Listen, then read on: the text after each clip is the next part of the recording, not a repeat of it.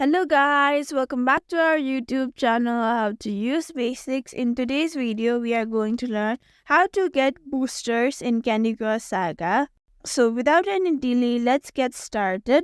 Daily Treats machine. Log into your Candy Crush Saga every day to spin the Daily Treat machine, also known as Daily Booster Wheel. Sugar Drop Challenge. Play level marked with small candy jar icon to collect sugar drop. After collecting enough sugar drop, you will receive a sugar track reward that includes boosters like coconut wheel, jellyfish, and lollipop hammer.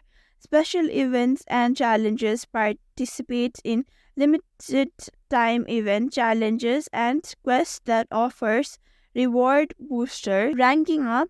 Increase your rank by earning stars from completing levels. When you reach certain rank level, you receive boosters as reward.